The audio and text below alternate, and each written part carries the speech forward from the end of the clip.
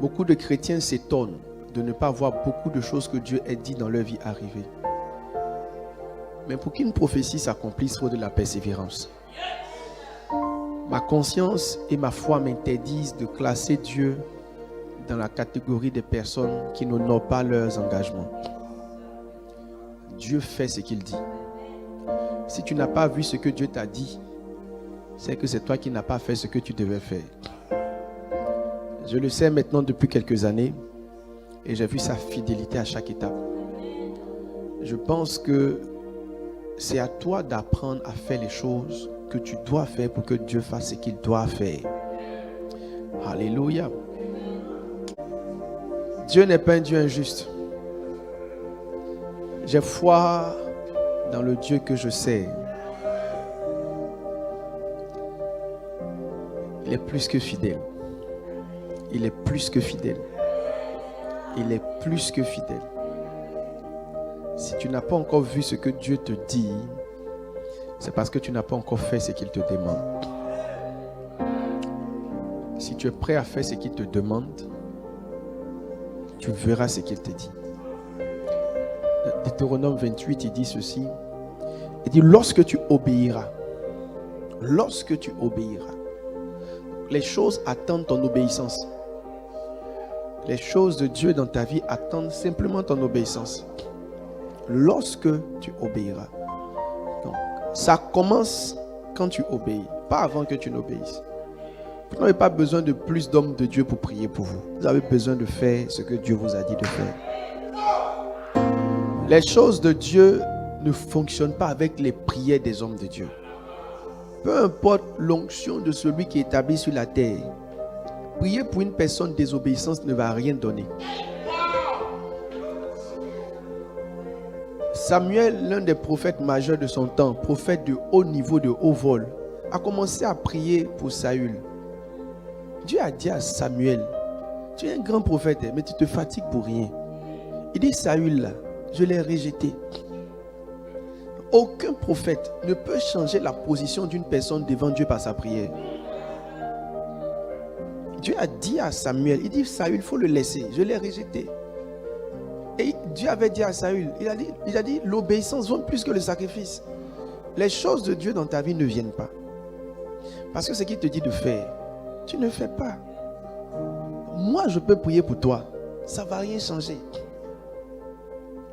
Parce que les choses arrivent lorsqu'on obéit. Je suis en train d'enseigner au jeudi midi un sujet qui est très important. Et le jeudi prochain, je vais encore venir là-dessus. Vous n'avez pas idée que pour chaque jour, il y a une instruction. Pour chaque saison, il y a une instruction. Peut-être que tu ne le sais pas, mais actuellement, il y a quelque chose que tu dois être en train de faire qui va préparer ta prochaine étape. C'est pourquoi je vous dis, quand vous priez mal, vous êtes en train de vous suicider. Parce que la qualité de ta vie de prière te permet d'avoir permanemment les instructions qu'il faut pour les prochaines étapes. Les prières que vous faites pour demander à Dieu de vous garder parce que vous partez dormir, ce n'est pas des prières qui vont vous aider. Priez sérieusement et sincèrement. Comme ils ont affiché le verset, que je le lis, Samuel dit, l'Éternel trouve-t-il du plaisir dans les holocaustes et les sacrifices comme dans l'obéissance à la voix de l'Éternel? Voici, l'obéissance vaut mieux que les sacrifices et l'observation de sa loi, l'observation de sa parole vaut mieux que la graisse des béliers. C'est Dieu qui t'a dit ce qu'il préfère. Il ne préfère pas tes offrandes à ton obéissance. Un pasteur me disait que l'un de ses fils, déçu d'avoir fait des offrandes, de ne pas être béni. Qui vous a dit que juste tu fais une offrande, juste tu es béni? C'est faux. Tu peux faire des offrandes sans être béni.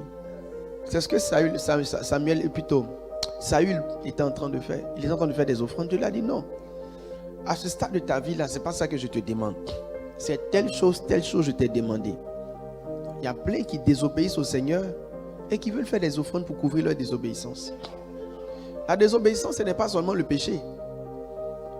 La désobéissance, ce n'est pas seulement le péché. La désobéissance, c'est une instruction de saison. Par exemple, marie-toi maintenant. Tu ne te maries pas. Tu ne comprends pas que te marier aurait engendré ou déclenché certaines circonstances dans ta vie. En tant que pasteur, j'ai vu des gens, quand ils ont pris la résolution d'aller se marier dans la même saison, travail, voiture, mais ça dit que j'ai vu des choses s'accélérer. Par exemple, c'est moi. Il dit, je viens. Il y a beaucoup de choses de Dieu dans nos vies qu'on ne fait pas et qui impliquent que le ciel soit fermé. Mais I pray for you. J'ai dit, I pray for you.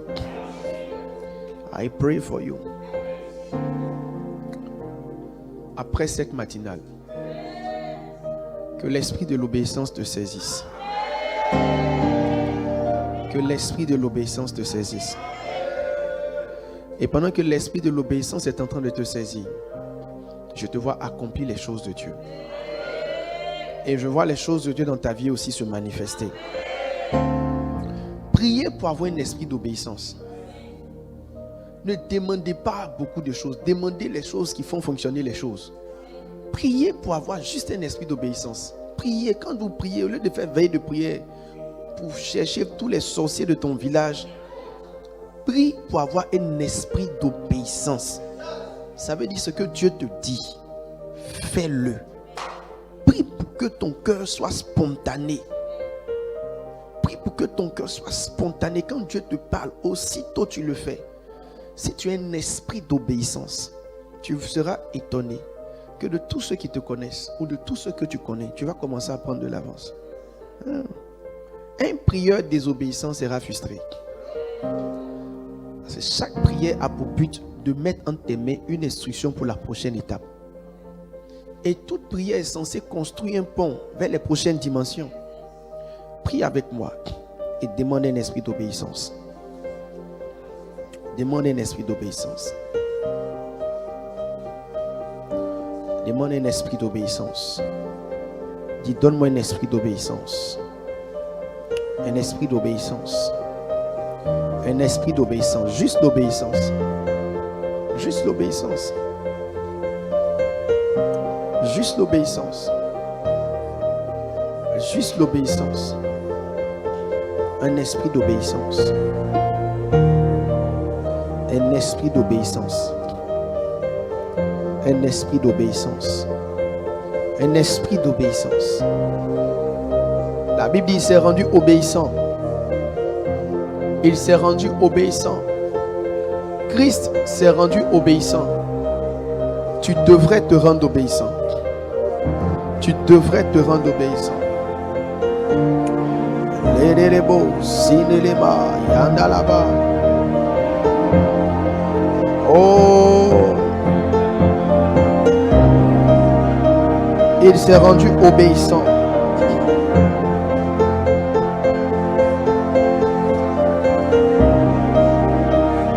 Il s'est rendu obéissant.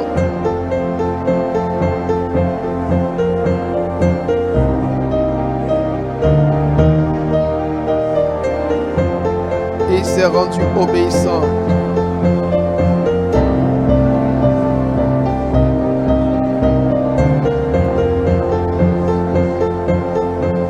Amen.